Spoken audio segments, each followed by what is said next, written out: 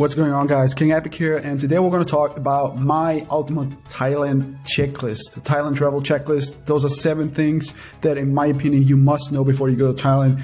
And this is especially important if you are a newbie and you've never been to Thailand. Now, if you have been to Thailand many times before, you might still find a thing or two that are, little nuggets of wisdom that will make your next trip just a little bit better. Now, the first thing, in my opinion, is the most important one, and that is, can you even handle Thailand? I mean, what I mean by that is having the right expectations. Too many guys head over to Thailand thinking it's all a fairy tale, They think just because you're a white guy, all girls will love you, they will sleep with you for free, and you have this massive exotic factor. And the truth is, that's just not the case anymore. That's not the case anymore. Maybe that was the case, decades ago, but today there's so many foreigners that you don't have any big advantages just being a white guy or a foreigner anymore, and that's the truth. And Thailand, in my opinion, is only awesome if you come with that right attitude, when you know in advance what is the deal and what's going to happen, and you don't live in this fairy tale and have massive expectations about what's going to happen.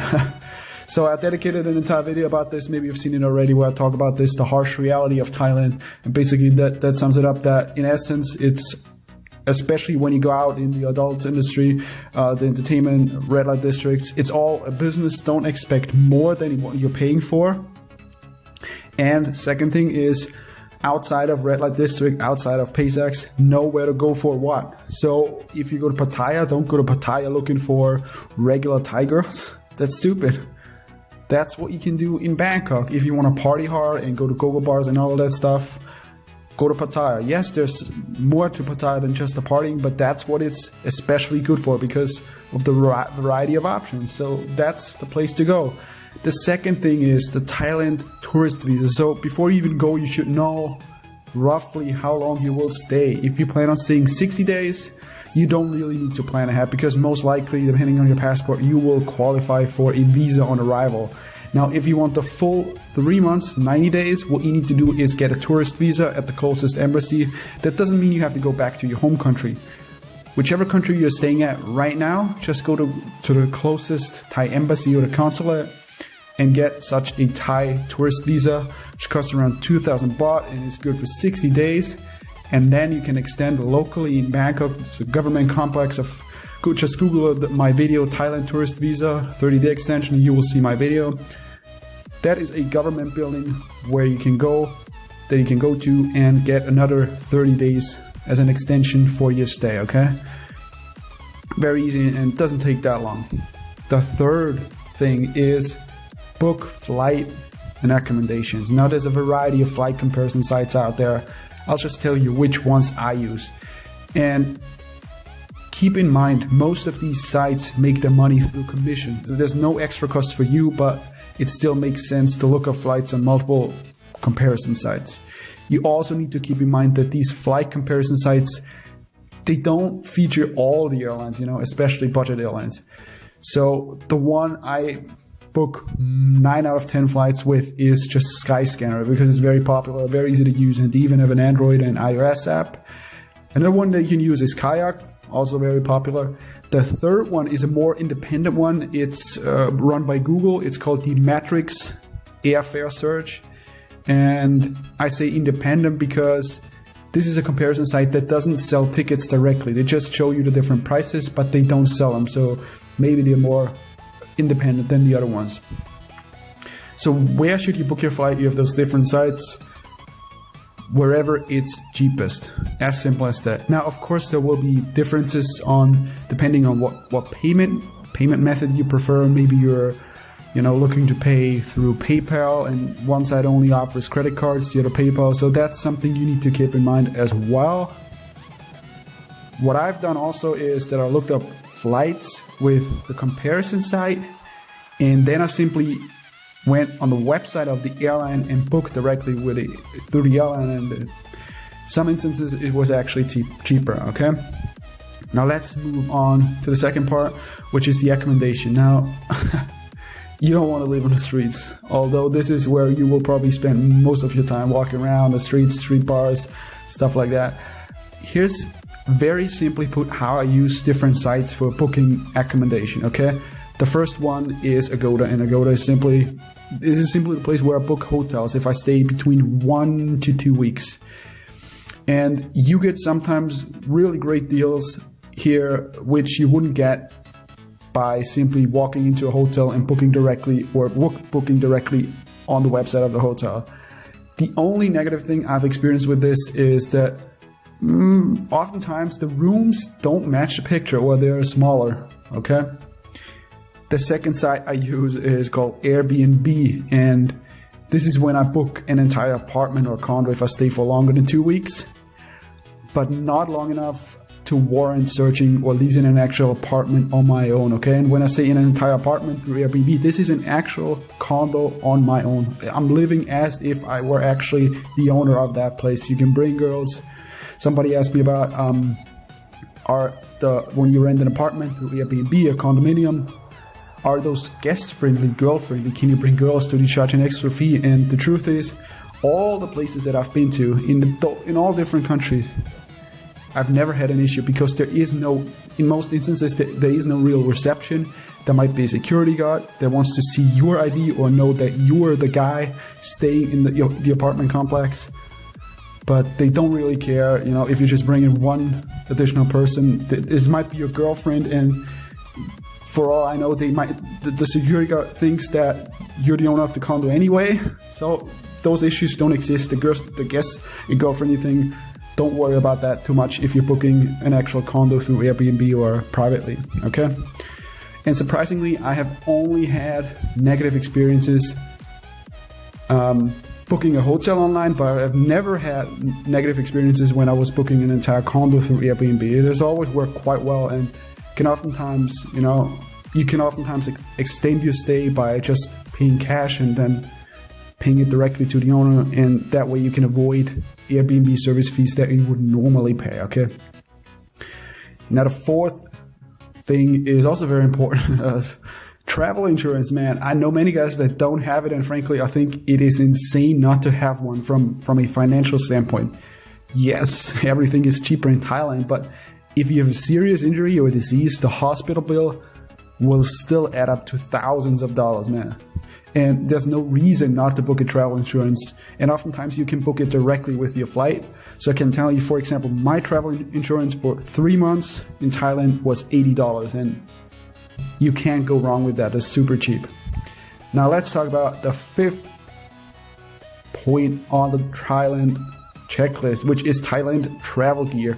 Now this will depend on your personal preferences, and I simply wanted to point out items that I think are absolute musts, something that you need to bring with you when going to Thailand. Now, the most obvious one, no, maybe it's not the most obvious one, because a lot of guys, they don't even think about that. Condoms, okay? You might think, okay, I'm just walking around, whenever I need a condom, I'll go to 7-Eleven or Boots or Watson's.